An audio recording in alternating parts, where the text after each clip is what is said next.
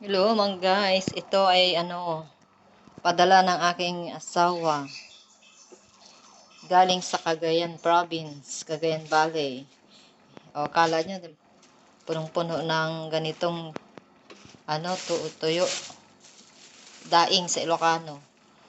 Konti lang naman to, mga ilang piraso lang 1, 2, 3, 4, 5, 6. Ginawa nila to, hindi nila binili.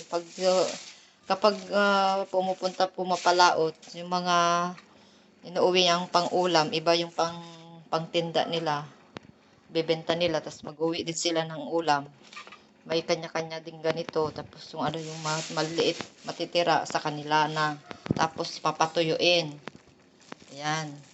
Ang sarap nito guys, sapsap. Sapsap, masarap. Tapos ito, bulong unas, espada. Mahal to pag binili mo talaga sa tuyo, pag tuyo na. O kaya sa fresh, mahal pa din.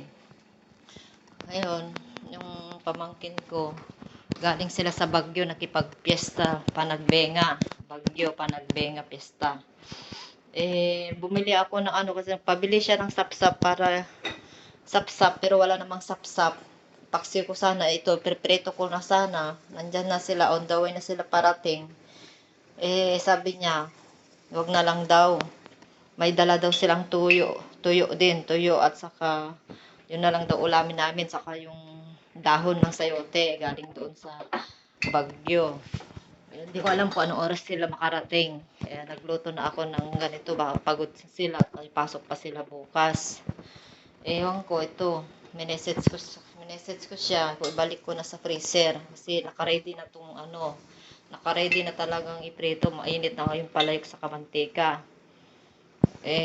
Umuwi na yung mga kapatid ko, galing sila sa probinsya kahapon kasi nagpa-medical, hinatid yung anak niya, pamangkin ko, para magpa-medical papuntang Canada. Ayun, dinala nila ito, pinadalaan ng asawa ko sa kanila. Umuwi din sila agad ng madaling araw. Dito lang sila nagpahinga ng isang gabi.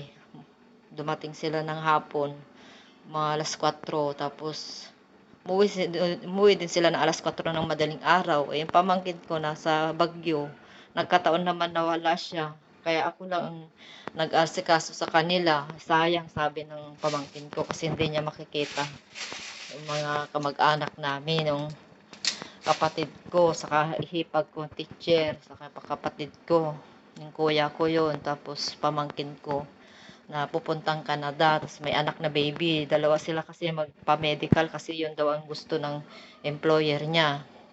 Kasama daw doon sa nila, sa pag-apply niya.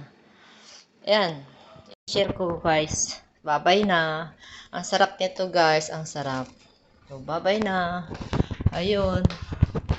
Hintayin ko lang yung reply ng pamangkin ko. Isasauli ko na ito sa freezer para bukas na lang.